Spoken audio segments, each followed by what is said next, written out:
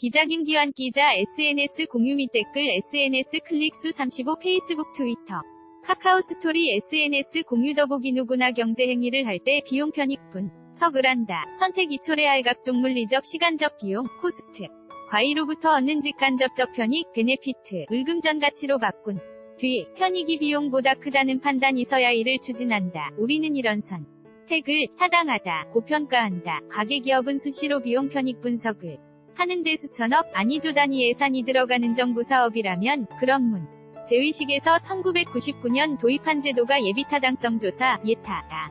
예타를 수행하는 김기환 한국개발연구원 KDI 공공투자관리센터 소장은 예타는 국가재정 건전성을 지키는 문지기라고 정의했다. 그래픽는 박경민 기자 minjong@joongang.co.k 아르 정부가 29일 예타 면제 대상 사업을 발표한다. 경제정의 실천 시민연 합에 따르면 전국 17개 시도지자체별로 한 건씩 예타를 면제할 경우 사업 규모가 최소 20조 원, 최대 42조 원에 달한다. 하연섬 세대 행정 학과 교수는 예타를 거쳐도 예산 낭비로 결론 나는 사업이 수두룩하다.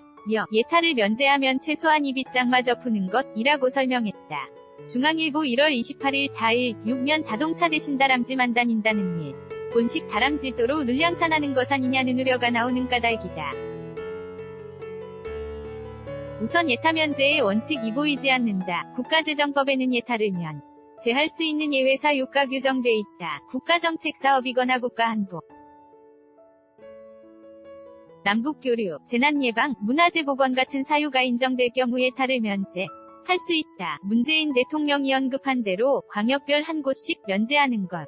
예타의 원칙을 허무는 전형적 나눠먹기 행정이다. 김성달 경실연구 책사업감시팀장은 사회간접자본 SOC 이 국가안보처럼 시급 한 사안도 아니고 예타를 거쳐 시행하면 되는데 왜 무력화하려는지 의문이라며 비용 대비 편익이 이를 밑도는 데 추진하는 사업은 차라리 현금을 뿌리는 게 더 낫다 고 지적했다. 예타를 면제할 명분도 없다. 민주당은 야당 시절 줄곧 예타 강화를 주장했다. 예타를 강화하는 내 용의국가재정법 개정을 추진할 당시 새정치민주연합당 대표가 문 대통령이었다. 민주정책연구원이 2015년 발간한 보고서에는 SOC는 사업 비규모가 커 예타를 강화해야 한다. 예타를 하나 한다면 예산 낭비가 능성을 사전에 막을 기회가 줄어들 수 있다 고 말했다. 정부 여당이 이 보고서를 다시 읽는다면 어떤 반응일지 궁금하다. 지역균형 발전 기둔화의 방도 중요하다. 하지만 재정건전성 원칙마저 허물면서 추진할 수는 없다. 예타 건너뛰려다 도로에 다람쥐만 뛰놀게 할 순 없지 않나. 김기환 경제정책팀 기자 관련